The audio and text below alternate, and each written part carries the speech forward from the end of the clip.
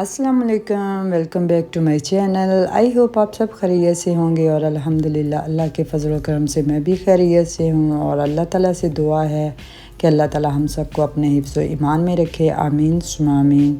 तो चलें आज का व्लॉग स्टार्ट करते हैं। और ये व्लॉग इलाका के बाद का है।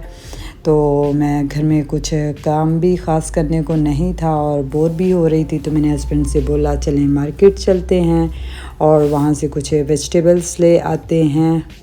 और काफ़ी दिनों से ऐसे ही हो रहा था कि मैं बाज़ार से उतनी ही सब्ज़ी मंगा रही थी जितनी मेरी ज़रूरत होती थी।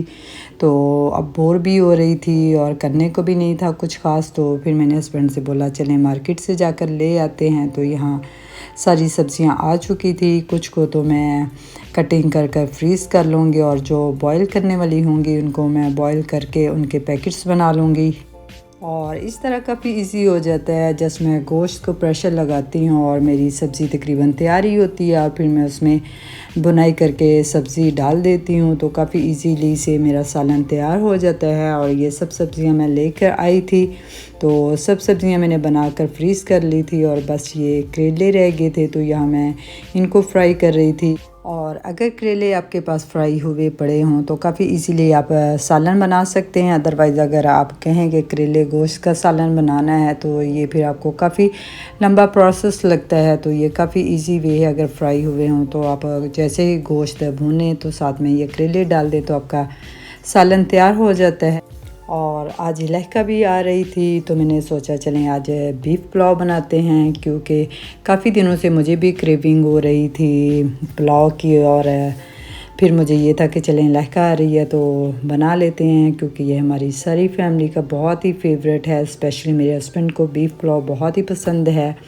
और इसके साथ मैंने ये सैलड तैयार कर लिया था और ये सैलड मेरा बहुत ही फेवरेट है। अगर मुझसे पूछा जाए कि आपका फेवरेट फूड क्या है तो मुझे बीफ पुलाव के साथ ये वाला सैलड इतना पसंद है कि मैं आप लोगों को बता नहीं सकती। और आज तकरीबन हम लोग एक वीक के बाद इकट्ठे बैठकर सभी खाना खा रहे थे, वरना इलाका की वजह से काफ़ी सैड सा माहौल हो गया था। तो आज चलें शुक्र अल्हम्दुलिल्लाह फिर से अल्लाह ताला ने मौका दिया और हम साथ बैठकर अपनी फैमिली अपना खाना एंजॉय कर रहे हैं। बाकी अल्लाह ताला सबको ऐसे ही खुश व खुरम रखे, आमीन सुमा आमीन। तो खाने के बाद ऐसा कैसे हो सकता है कि चाय ना पी जाए। और यह मैंने अपने मज़े की चाय पी ली थी और ये नेक्स्ट डे हो चुका था। और यहाँ हम लोग बाज़ार के लिए निकल चुके थे, क्योंकि ज़ाहिर है जैसा कि आपको पता है कि हमारे घर शादी की तैयारी चल रही है और मेरे जेठ की बेटी की शादी होने जा रही है। तो उस सिलसिले में हमें तकरीबन हर दूसरे तीसरे दिन बाज़ार जाना पड़ता है। तो क्योंकि हमने ब्राइड का लहंगा दिया हुआ है और उसके बारे में डिस्कस करना होता है। और यहाँ मैंने अपना एक अदर ड्रेस भी दिया था काम होने के लिए, तो यहाँ हम लोग गए थे उसको देखने के लिए और कुछ डाई वगैरह करने के लिए कपड़े दिए थे, क्योंकि फिर इन पर भी काम करवाना था। और यहाँ मैं बाज़ार से फ़ारिग होने के बाद घर आ चुकी थी और यहाँ मुझे लहका के लिए खाना पैक करना था उसके हॉस्टल के लिए। तो मैंने सोचा चलें अभी इसकी पैकिंग कर देती हूँ, क्योंकि फिर फ्रीज़ कर दूँगी तो ये तकरीबन इसका एक वीक का खाना तैयार हो जाएगा। क्योंकि उसने फ़र्स्ट वीक बाहर का ही खाया था, तो कह रही थी कि मामा मेरी तबीयत उससे ख़राब हो गई थी, तो आप कोशिश किया करें मुझे घर में बना दिया करें। तो मैं ऐसा करती हूँ कि जो भी घर में चीज़ बनी होती है तो उसके हिस्से का निकाल कर फ्रीज़ कर देती हूँ। और इस तरह इजीली इसका एक वीक गुजर जाया करेगा। और क्योंकि इसको भी थोड़ा न्यू भी है तो थोड़ा फूड ऑर्डर करना मुश्किल लग रहा है। तो यहाँ शाम का टाइम हो चुका था और हम लोगों ने पिज़्ज़ा ऑर्डर किया था और साथ में गार्लिक ब्रेड। ये चिकन कुज़ीन का पिज़्ज़ा और गार्लिक ब्रेड है जो कि इनकी बहुत ही मज़े की होती है। और हमारे घर में तो इसी का हम लोग ज़्यादा पिज़्ज़ा ऑर्डर करते हैं, क्योंकि इनकी ब्रेड बहुत ही ज़बरदस्त होती है और क्रिस्पी भी होती है। ऐसा नहीं है कि चीज़ थोड़ी कच्ची हो, बल्कि बहुत ही एक बैलेंस सा इनका टेस्ट है। तो आप लोग भी ज़रूर ट्राई कीजिएगा, हमें तो बहुत ही पसंद है। तो यहाँ हम लोगों ने रात का खाना एंजॉय किया और सारी रात हम लोगों ने काफ़ी सारी बातें की, क्योंकि सुबह को लाइका को निकलना था अपने यूनिवर्सिटी के लिए। तो यहाँ फ़ाइनल वो टाइम आ चुका था कि अब उसके जाने का टाइम था। तो उसने शावर वगैरह बस लिया, कपड़े, अभी उसको अपने हॉस्टल जाना था और फिर वहाँ से चेंज करके उसको अपनी यूनिवर्सिटी के लिए निकलना था।